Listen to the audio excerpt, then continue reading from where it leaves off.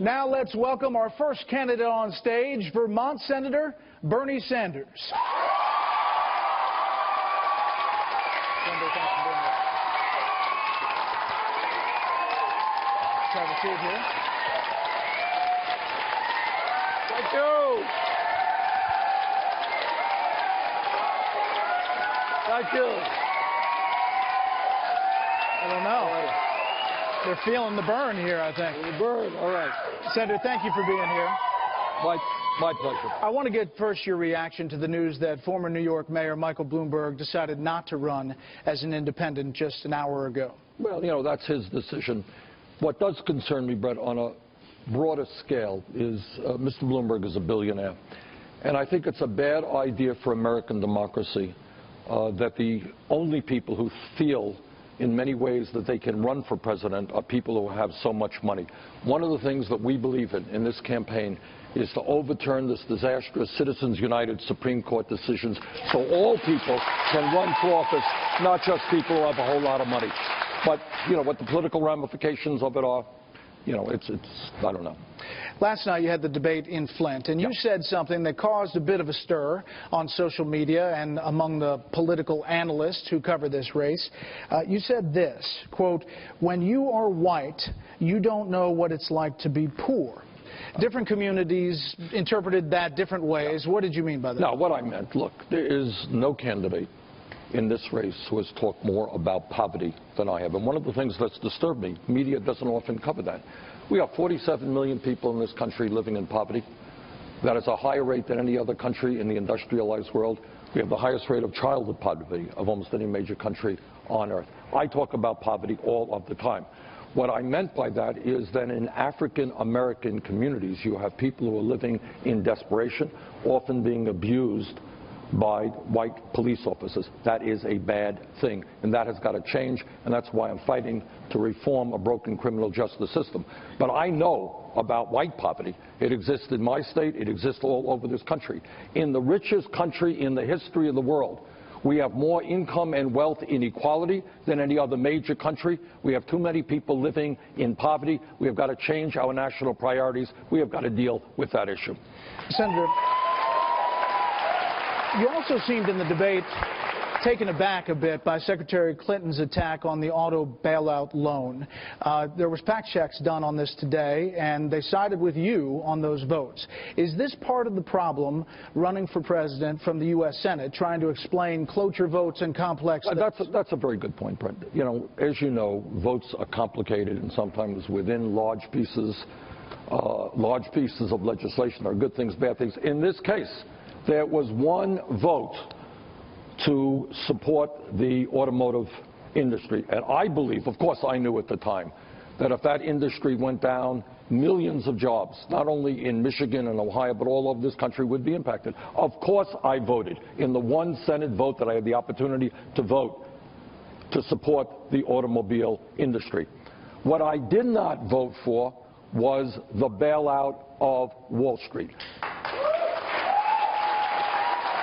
And that is essentially what Senator Clinton was talking about. She did vote for that. What I proposed, and I lost by what they call a voice vote, is to ask the wealthiest people in this country to pay a surtax. They were the people, by and large, who benefited from the illegal behavior of Wall Street.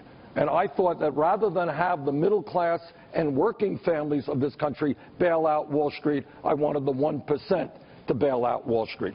Senator, there is widespread bipartisan agreement that programs like Medicare, Social Security, and Medicaid are the main drivers of our rapidly increasing national debt, now approaching $20 trillion, as you know. Without reforms of these programs, they say that we're heading for a debt crisis. You have the Congressional Budget Office, among others, projecting last year that spending on these programs and interest on the debt could consume all annual tax revenue by 2031, meaning we wouldn't have money for national defense and poverty programs and education and the like. You have a big tax increase planned, but you also plan to spend some $18 trillion on programs. So how do you prevent a debt crisis? Okay. Number one, of that $18 trillion, much of it is being spent to have the United States join the rest of the industrialized world in guaranteeing health care to all people. And what that means is that, in fact, the average middle-class family, see, what that 18 trillion supposedly does not include is the fact that that middle-class family in the middle of the economy would save about $5,000 a year on their health care costs. That's part of our Medicare for All program. I happen to believe, and I know not everybody agrees with me, I believe that health care is a right of all people. I believe that there is something wrong when we are spending... Excuse me, where did that right come from in your mind? Being a human being. Being a human being. And what I believe, Brett, you may disagree with me, I believe that if she is poor and you are rich, she is entitled to the same quality health care that you have because she's a human being. But in any case, when we talk about our health care system, this is important to know. It's not just that we have 29 million people without health insurance, and that we have many more who are underinsured, and that we are getting ripped off big time by the pharmaceutical industry, who are charging us the highest prices in the world, but that we end up spending, and you can explain it to people, maybe. Why do we spend 3 times more than the British do per person for health care? Why do we spend 50% more than the French? And why do we pay the highest prices in the world for drugs? But, Senator, you're talking about health care there, but my question was about the federal debt. Currently, we're at $19.1 trillion. Yeah. The latest CBO baseline shows gross federal debt projected to rise by $10 trillion by the end of FY 2016, and the end of 2026, $29.3 trillion at the end of 2026. But, Brett, I raised the issue because of that 19 that you were talking about, 15 was for health care. And if you exclude that, then let's talk about the others. I happen to believe that in the year 2016, when we talk about public education, it means to me that a college degree today, in many respects, is what a high school degree was 50 years ago. So when we talk about public education, I believe that we've got to make public colleges and universities tuition free. I believe that we have to substantially lower student debt because young people should not be forced to pay off their debts for 50 years. Now, how do you pay for that? That's your question. You know, when the illegal behavior on Wall Street caused this country to collapse into the worst economic downturn since the Great Depression, the United States Congress, against my vote, Hillary Clinton and I disagree, she voted for it, I voted against it, but in any case, Congress passed a bailout. Well, you know what I think? I think right now we should impose a tax on Wall Street speculation. I think it's Wall Street's turn to help the middle class of this country pay for public culture. So we pay for it. My point is we pay for that. Let me just, we'll finish up here and get to our questioners. One of the most interesting trends to emerge from the exit and entrance polls this year so far is which of you is honest and trustworthy. In state after state, for voters who value honest and trustworthy as the top priority, there's a massive gulf between you and Senator Clinton. Nevada, 82-12. New Hampshire, 92-6. Iowa, 83-10. In 5 of the Super Tuesday states, you had an advantage on this question. So do you share the concerns of your supporters that Secretary Clinton is not honest and trustworthy? Well, I will let the people of the United States make that decision, but this is what I will say, which makes me very, very proud. As you know, on Super Tuesday, my own state of Vermont voted.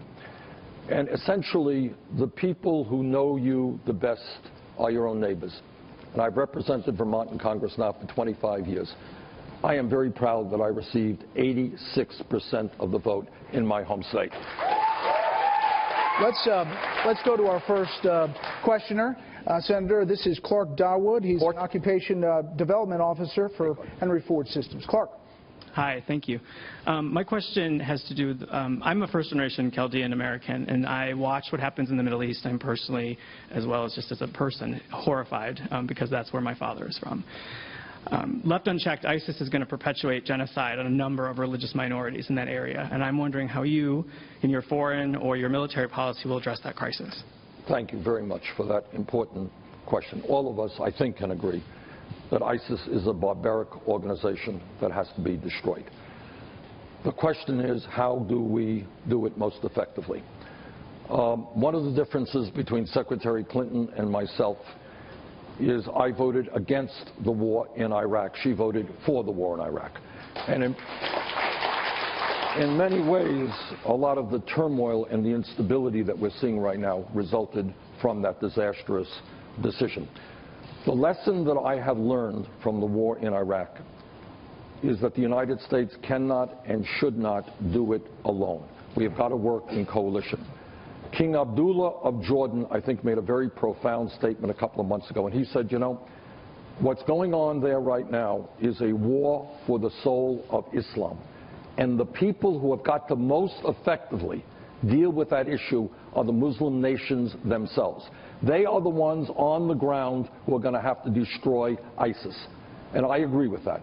I will do everything that I can to keep American troops out of perpetual warfare in the Middle East.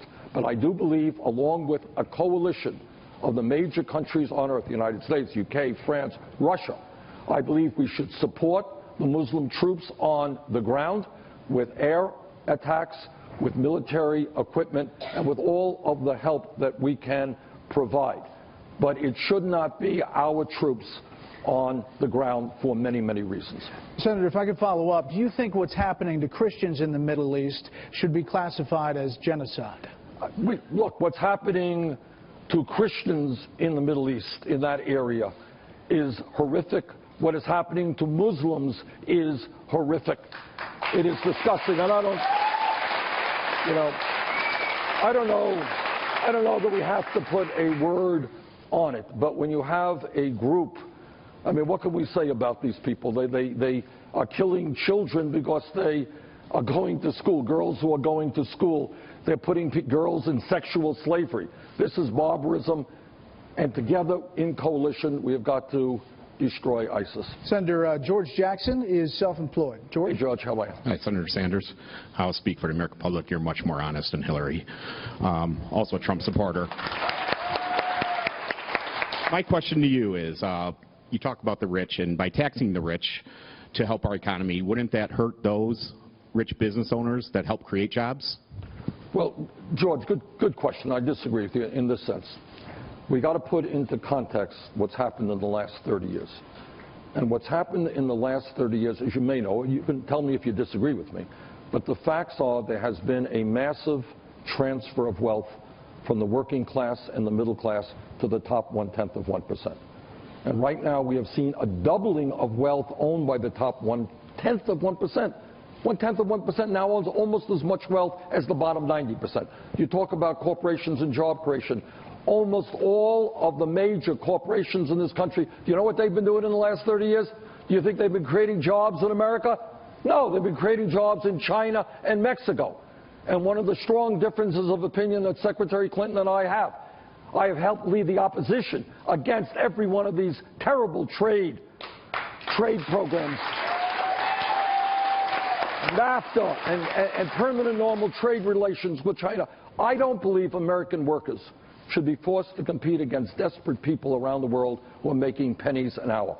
And if elected president, George, I am going to change those trade policies. Corporations are going to invest in America, not in China. But to answer your question, I do not believe in trickle-down economics. I do not believe that if you give tax breaks to the rich and large corporations, suddenly it's going to come down and help working families. What I do believe in is that we got to put more money into the hands of working families. How do you do that? You raise the minimum wage to a living wage.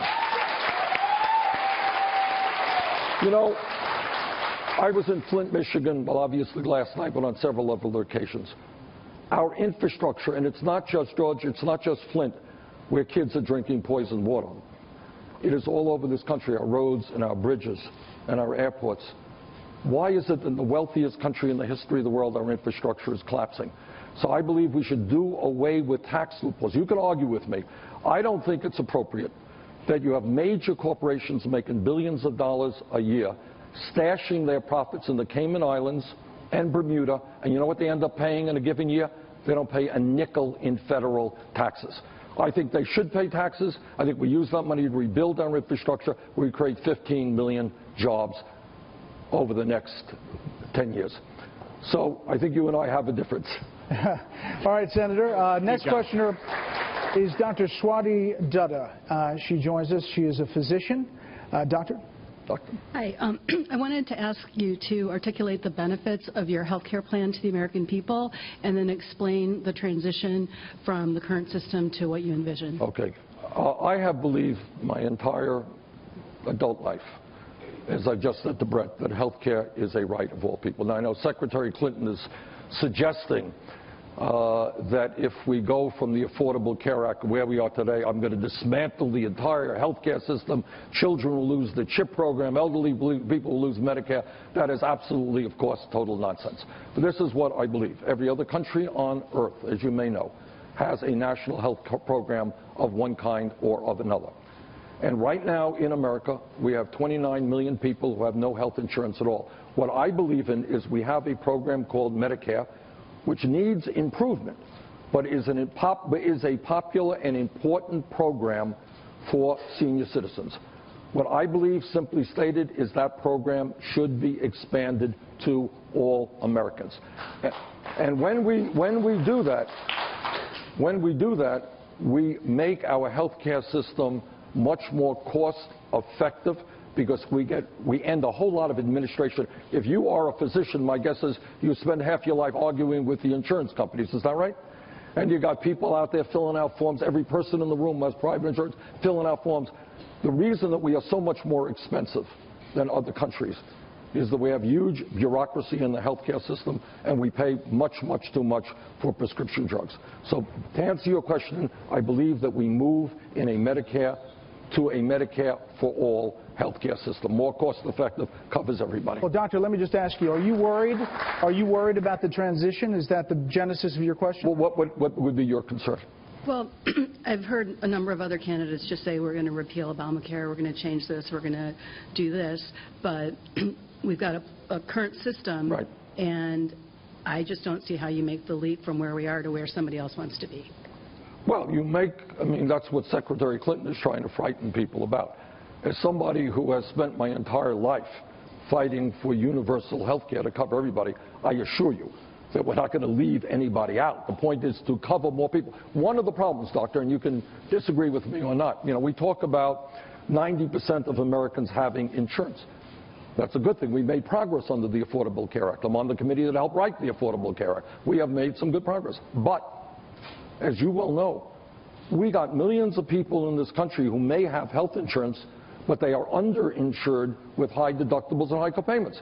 Let me make a guess that there are people who walk into your office who are much sicker than they should have been because they didn't go into your office because they either had a high deductible or no insurance at all. That's pretty crazy stuff. I want every American to be able to walk into the doctor's office when they should. And I do not want to continue to see 1 out of 5 Americans not being able to afford the prescription drugs their doctors prescribe. I don't want to see elderly people cut their pills in half. And I don't want to see at the same time the 3 major drug companies in this country make $45 billion in profits, while so many people cannot afford their medicine. So that's what we're talking about. Thank you, doctor. Another healthcare type question, Senator. Can you name a single circumstance at any point in a pregnancy in which you would be okay with abortion being illegal? It's not a question of me being okay. Thank you for the question, Brett. I happen to believe, and let me be very clear about it, I know not everybody here will agree with me. I happen to believe that it is wrong for the government to be telling a woman what to do with her own body.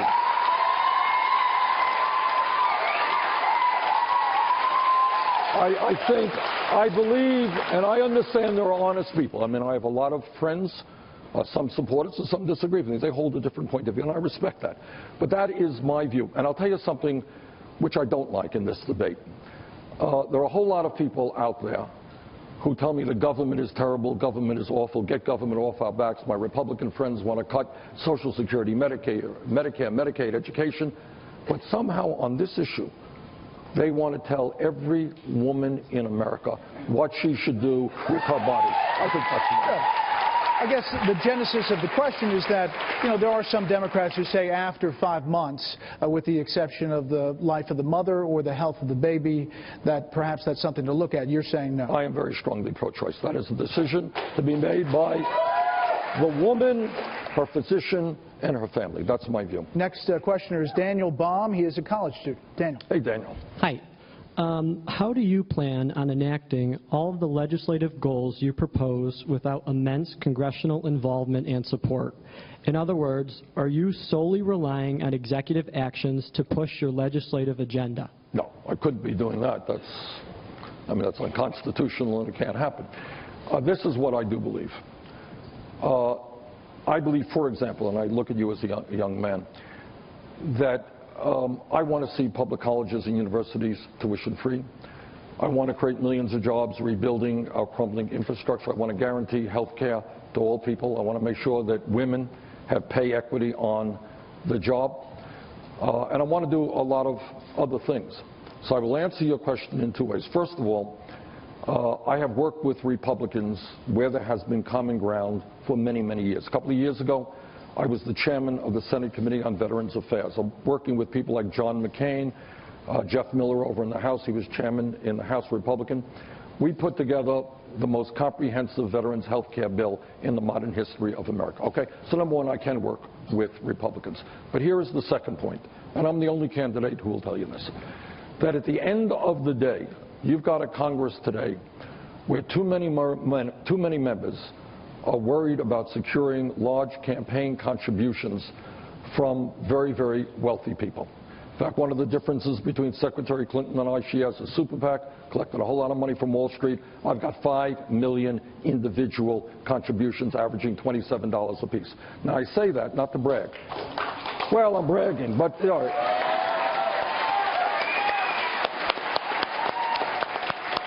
that what goes on in Washington now is Congress is not listening to you. Congress is not listening to the people in this room and the needs of ordinary people. Congress is listening to Wall Street, to multinational corporations, to large campaign contributors. And what I have said throughout this campaign, and I repeat tonight, no president, not Bernie Sanders or anybody else, can do it alone.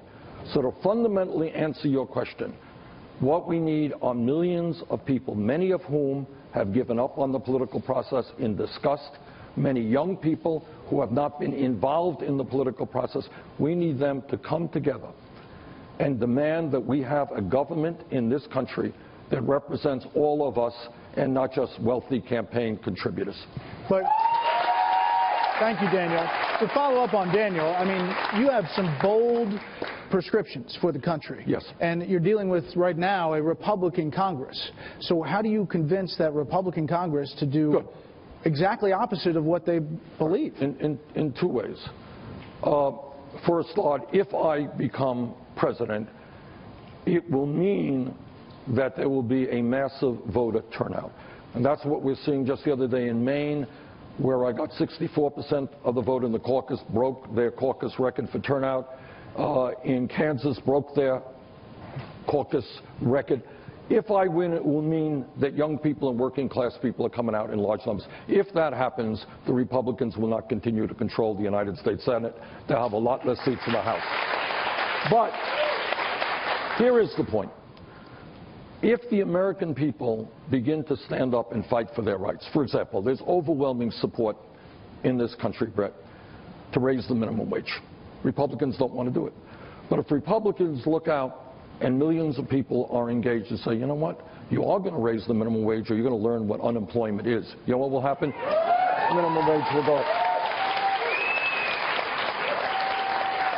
If women become mobilized and say, sorry, we are tired of working for 79 cents on the dollar compared to men, you better vote for pay equity, it will change. So my point is, change in this country, whether it is civil rights movement, the women's movement, the gay movement, whatever it is, workers' rights movement, always comes from the bottom on up. And that's what this campaign is about, mobilizing millions of people to demand that Congress listen to them. Change happens then. Who's your favorite Republican? I'll tell you something funny.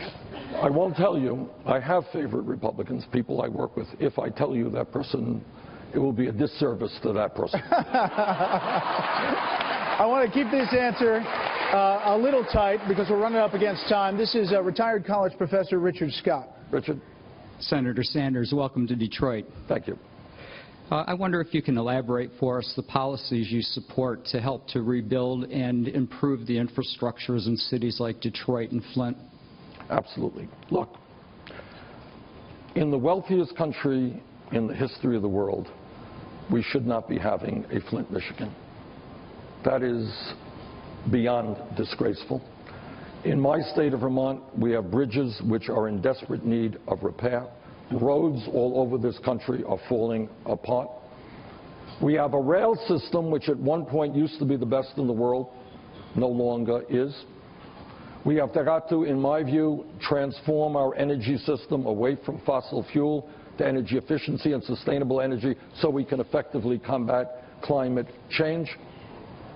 What I have proposed is to expend $1 trillion over a 5-year period to make sure that states and cities throughout this country have the resources that they need to rebuild our crumbling infrastructure. And by the way, $1 trillion may seem like a lot of money, but the American Society of Civil Engineers tells us that we need even more, but it would be a good start.